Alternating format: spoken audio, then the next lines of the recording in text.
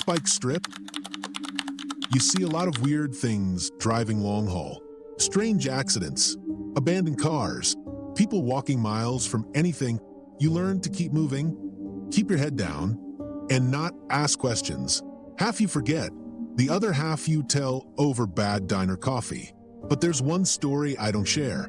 Winter 2022. I was eastbound on I-40, an hour past Albuquerque. Had a load of construction equipment bound for Oklahoma City. Around 1 a.m. Just me and an empty highway stretching into darkness. No headlights behind. No streetlights ahead. Just occasional reflective signs cutting through the night. Radio playing low. Sipping lukewarm Monster. Fighting to stay alert. The air felt dead calm. One of those nights that makes you feel like the last person alive. Then I saw it. Pickup truck on the shoulder. Hazards blinking orange in the dark. Nothing unusual there. Could be a breakdown. Flat tire. Someone needing help.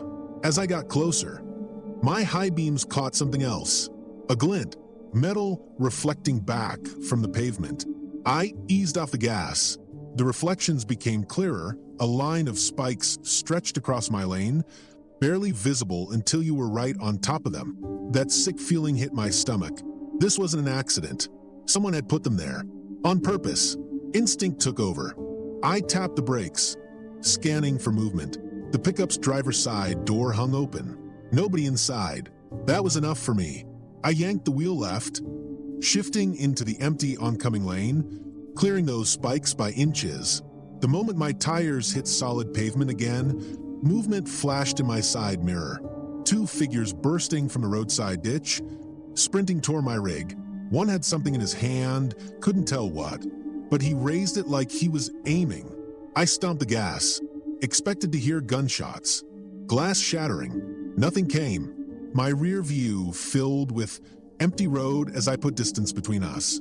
The figures had stopped running, just stood there watching, faces lost in shadow as that pickup sat with its hazards blinking, a sick, patient lure. I kept the pedal down for 10 solid miles before drawing a real breath. Pulled into the next truck stop, heart hammering against my ribs, parking lot mostly empty, just a few rigs settled in for the night. With shaking hands, I called highway patrol, told them everything, the truck, spikes, men running at me. The dispatcher sounded too calm, like she'd heard it all before. We'll send a unit to check. What's your location? I gave details. She told me to stay put in case they needed more information. 20 minutes later, my phone rang. We sent a unit. She said, the truck is gone. No sign of spikes either. I stared at the empty highway. You sure you checked the right spot? A pause. We checked, and there haven't been any similar reports from that stretch. My skin crawled. What do you mean? I mean, we've never had an incident like this out there. No road spikes, no ambushes, nothing. That didn't sit right. Not after what I'd seen with my own eyes. So, you're telling me this was the first time? Another pause. Longer this time. As far as we know, yes? I didn't like that answer. Didn't like the hesitation in her voice. Need anything else from me? I asked, knowing I wasn't getting the reassurance I wanted. No, but if you're heading east, stay alert. Last thing I wanted to hear. I sat a long time after that call, staring out at the highway, thinking about what could have happened if I hadn't spotted those spikes. If I'd blown tires, been forced over, would they have just robbed me? Or something worse? The dark highway didn't feel empty anymore. It felt like something was waiting, and worse, whatever it was had picked that exact night to start.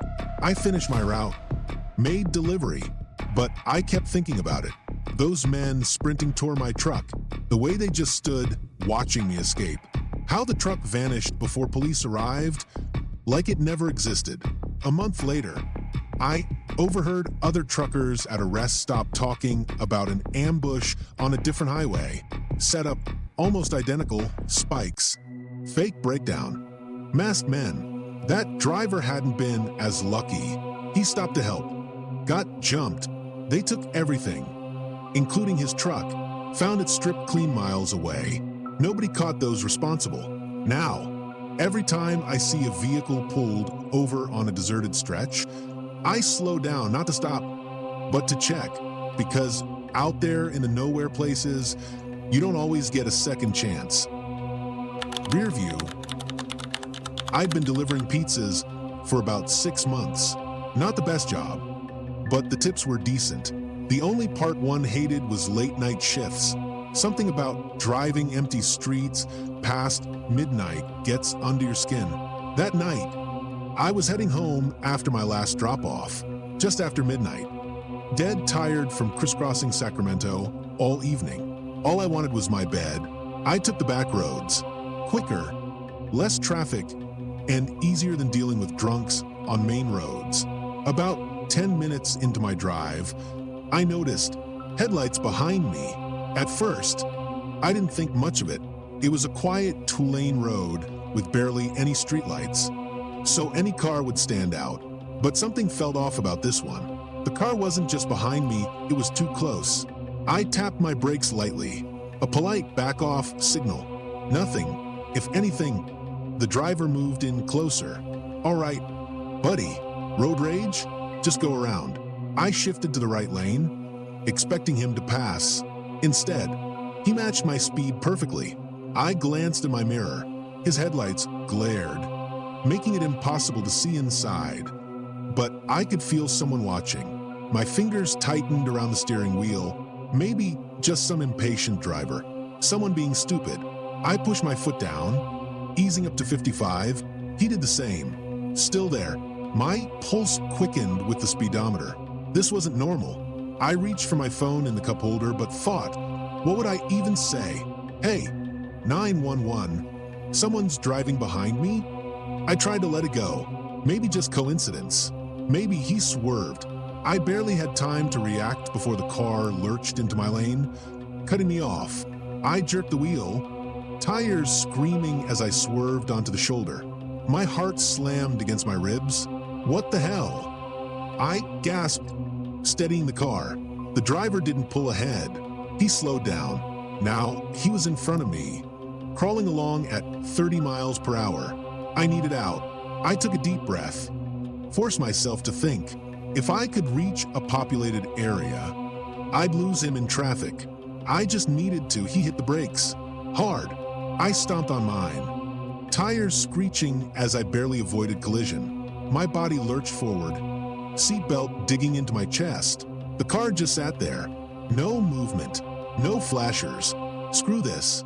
I threw the car in reverse, swerving into the opposite lane. The second I did, his headlights flashed on high. Next thing I knew, he was coming straight at me. Full speed. I didn't think, just reacted. Slammed the gas, shooting forward. My tires skidded as I swerved onto a side road. The turn so sharp, I nearly lost control. The car followed.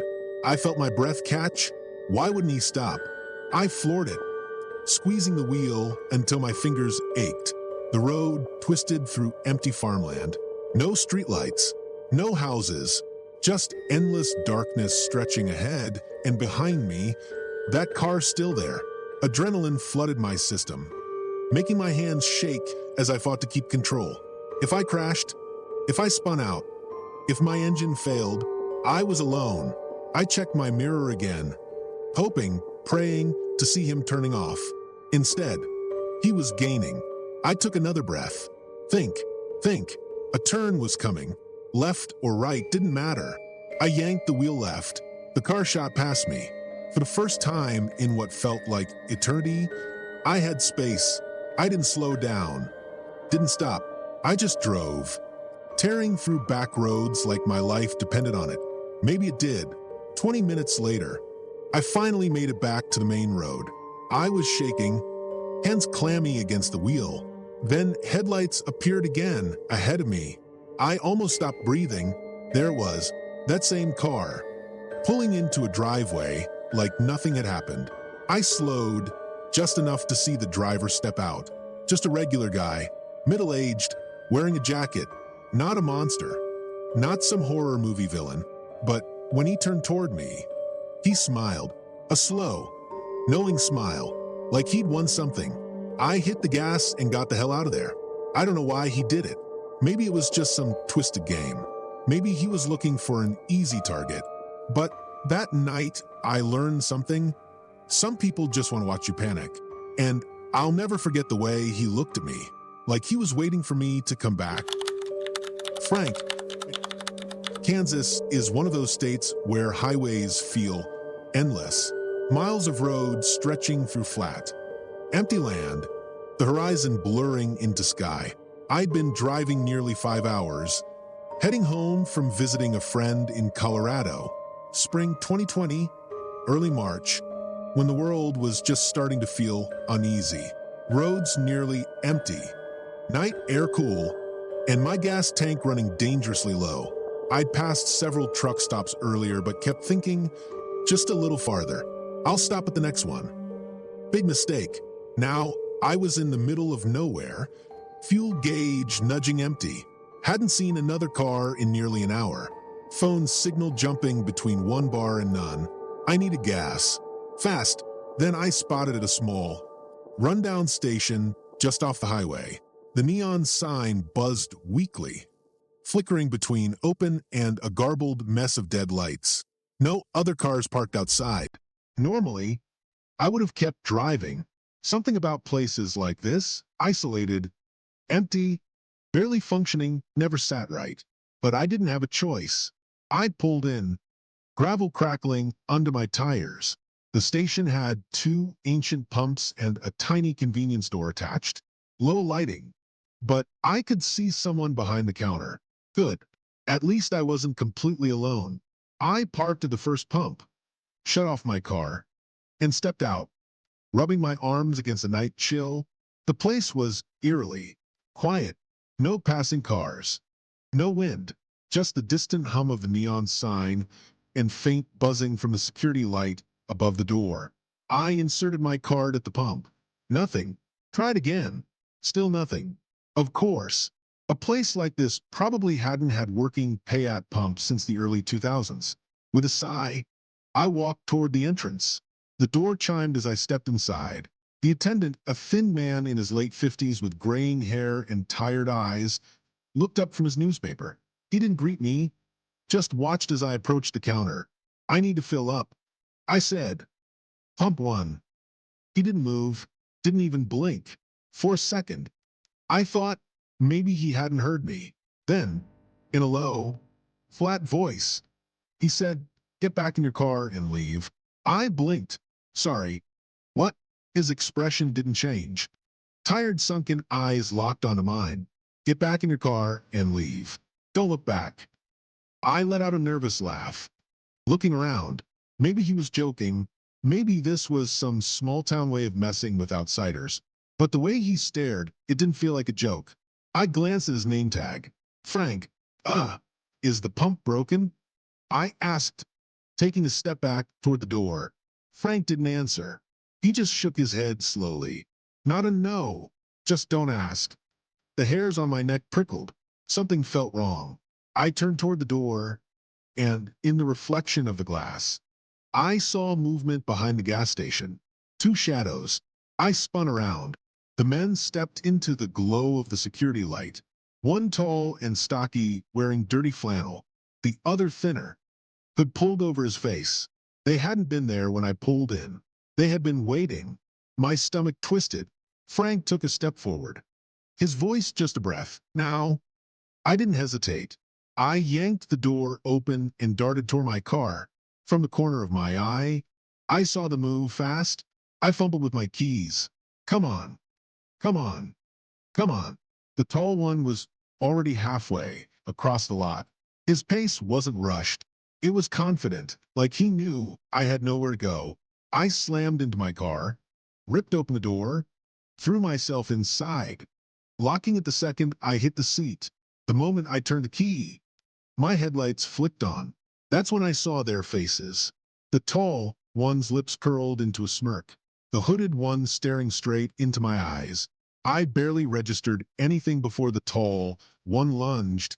BM slammed his hand against my window. I screamed, jamming the gear into reverse.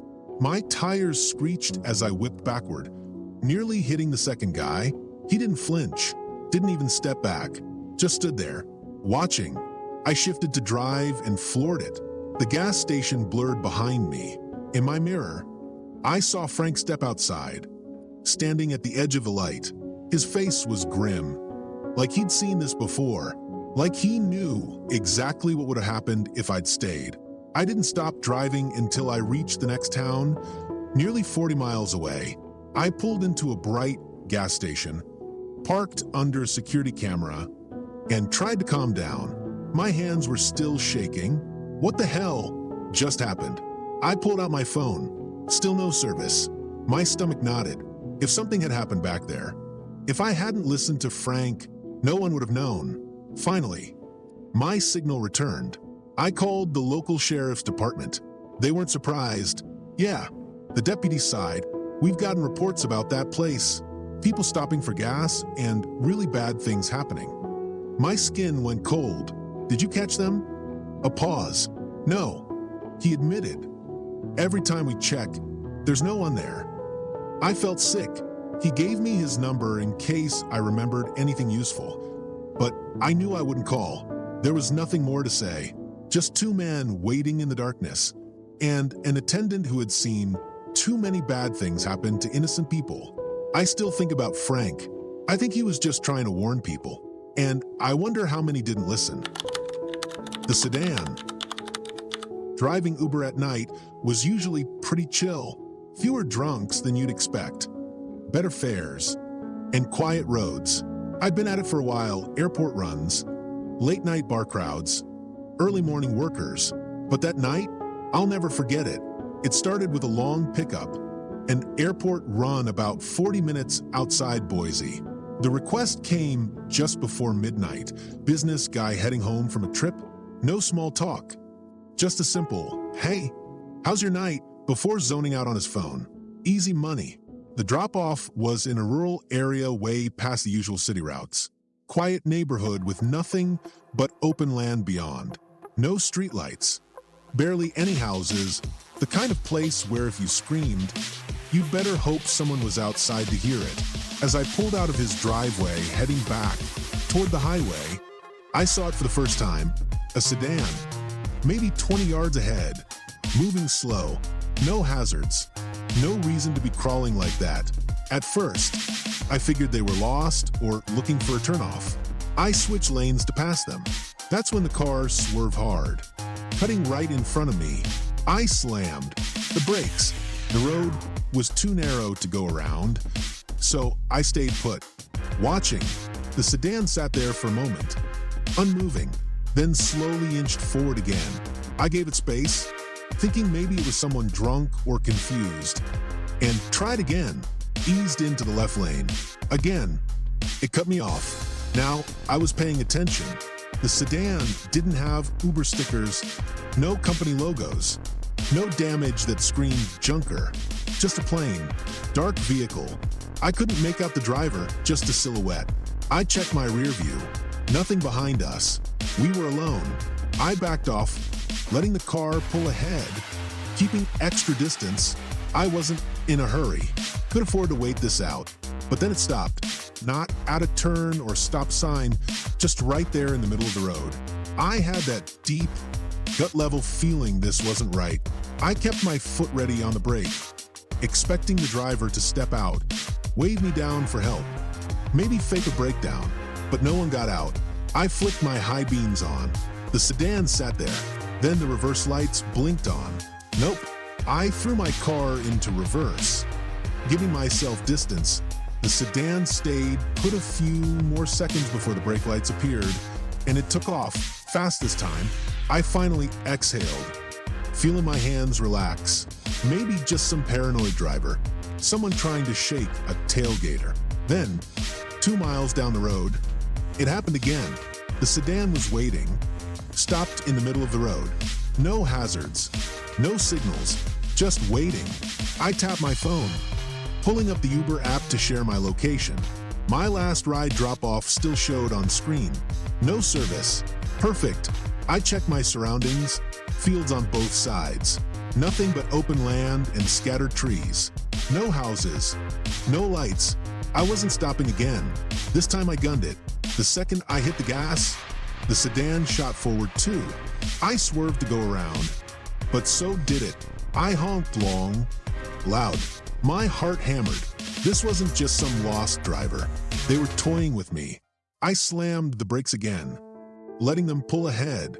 The sedan inched forward, like they were waiting for me to do something. Then, out of nowhere, they pulled off, just like that. Hard right turn onto a side road. No signal, no hesitation. I hit the gas, putting distance between us as fast as possible. The next gas station was 4 miles away. If I could just headlights in my rear view, he was back and gaining. I swallowed the panic, rising in my chest. 100 possibilities flashed through my mind. Robbery, carjackers, some psycho looking for victim. None ended well for me. I floored it. My car wasn't built for high-speed chases, but I pushed anyway. The sedan stayed close. No honking, no lights flashing, just relentless pursuit. The road curved ahead, a gas station sign glowing in the distance. My one shot. I swung into the lot without slowing, tires screeching. The sedan kept going, barreled right past, and disappeared down the road. I sat frozen for several seconds, just gripping the wheel, forcing my breath to slow. Then I went inside. The clerk looked up mid-yawn, probably expecting some drunk guy buying cigarettes. His bored expression shifted when he saw me. "You okay, man?" I turned toward the windows, stomach twisting. The sedan was back, creeping along the shoulder, rolling past the station slowly. I stepped further inside, out of view. The clerk frowned. "Dude," I held up a hand. "Just hold on."